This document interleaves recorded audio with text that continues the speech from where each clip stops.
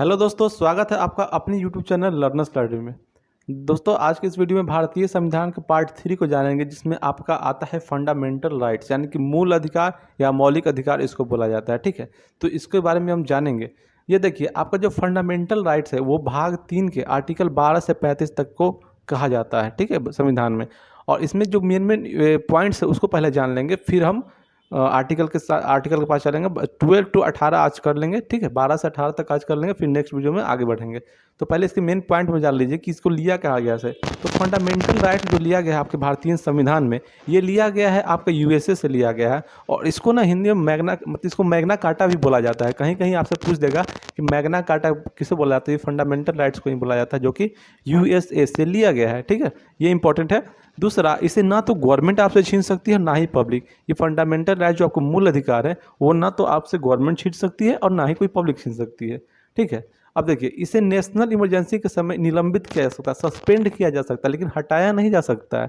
Suspend किया उसको किया जा सकता है, वो भी राष्ट्रपति जी के द्वारा। ठीक है, उनके द्वारा इसको सस्पेंड किया जा सकता है। और एक और देखिए, अगला पॉइंट क्या है कि मूल अधिकार पर प्रतिबंध संसद लगा सकती है। जैसे देखिए, अभी कुछ दिन पहले आपका 3 तलाक का जो विषय था, ठीक है, तो 3 तलाक को मूल अधिकार में रखा गया था। तो उस पर जब देखा गया कि मूल अधिकार के हानि का कारण बन रही है, तो क्या कर सकता है, उसको हटा सकता है। ठीक है, तो संसद हटा सकती है। और देखिए, मूल अधिकार का रक्षक कौन होता है, तो सुप्रीम कोर्ट और हाई कोर्ट होता है। ठीक है, तो इसी के साथ आगे बढ़ेंगे और आर्टिकल की तरफ चलेंगे। 12 से लेकर 18 तक आज आर्टिकल के बारे में जानेंगे। ठीक है, चलिए।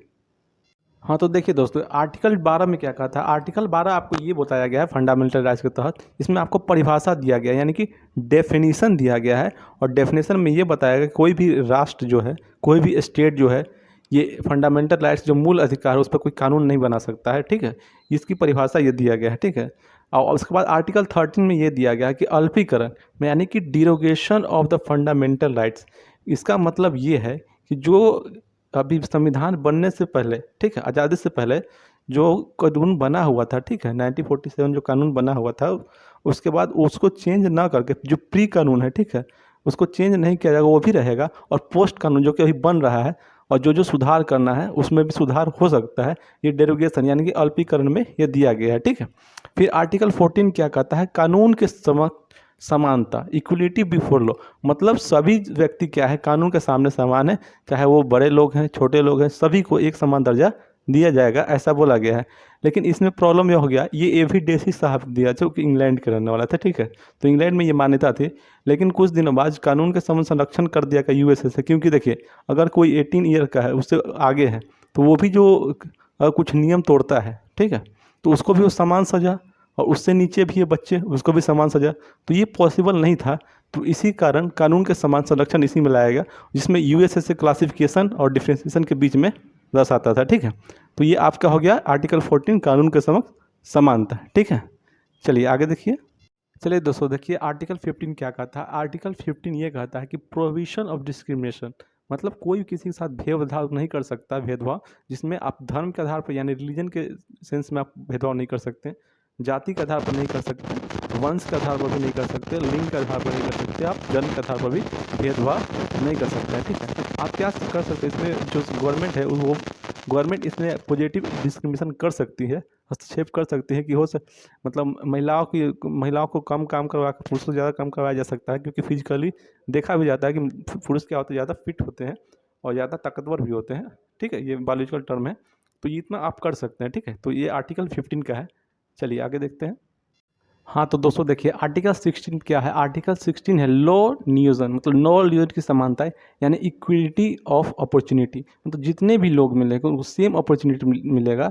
जैसे आप किसी चीज़ का फॉर्म भर रहे हैं, अप्लाई कर रहे हैं किसी जॉब के लिए, तो आपको भी सेम देखा जाएगा, सभी व्यक्तियों को समान रखा गया। हाँ, लेकिन इसमें क्या होगा, पॉजिटिव डिस्क्रिमिनेशन होता है, जिसमें आप आरक्षण को ले सकते हैं। ठीक है, ये पॉजिटिव डिस्क्रिमिनेशन इसमें किया जा सकता है। लेकिन आर्टिकल 16 ये कहता है कि लो नियोजन की समानता, सभी को क्या हो, एक समान क्या दिया जाए, एक समान वो दिया जाए। ठीक है, एक समान देखा जाए, चाहे वो जो अपॉर्चुनिटी के क्षेत्र किसी भी अपॉर्चुनिटी में सभी को एक समान देखा जाए।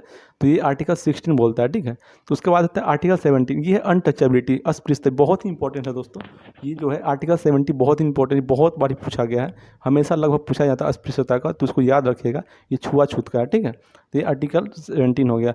उसके बाद आपका आता है आर्टिकल 18, यानी कि एवोल्यूशन ऑफ टाइटल, उपाधियों का अंत। अगर आपको कोई उपाधि मिला हुआ है, ठीक है, कहीं से मिला है, आप कहीं गए, ठीक है, तो आपको अगर अंग्रेज़ों द्वारा या किसी भी देश द्वारा उपाधि मिलता है तो आप पहले गवर्नमेंट से परमिशन लेना पड़ेगा, उसके बाद ही उपाधि आप लगा सकते हैं। जैसे आप सिंपली कोई टाइटल नहीं लगा सकते हैं, जिसमें महाराज नहीं लगा सकते, सर नहीं लगा सकते, नाइटहुड नहीं लगा सकते, ये सब नहीं लगा सकते। हाँ, एजुकेशनल क्षेत्र में आप क्या लगा सकते हैं, उपाधि लगा सकते हैं, जैसे लिखवाते हैं, कोई डॉक्टर बोलते हैं, फिर इंजीनियर लगाते हैं, तो ऐसा कर सकते हैं, ठीक है। तो ये है आपका आर्टिकल 18। तो दोस्तों देखिए, आज के लिए इतना ही किया जाएगा, ठीक है। आप 12 to 18 पढ़ लिए, नेक्स्ट जो वीडियो बनाएंगे उससे फिर 18 से आगे बढ़ेंगे, ठीक है, फंडामेंटल राइट्स में। तो मिलते हैं दोस्तों नेक्स्ट वीडियो में। वीडियो कैसा लगा आप कमेंट कर दें, वीडियो को लाइक कर लें, और जिन्होंने सब्सक्राइब नहीं किया हो तो चैनल को सब्सक्राइब कर लें, ठीक है। तो चलिए दोस्तों, मिलते हैं नेक्स्ट वीडियो में। धन्यवाद।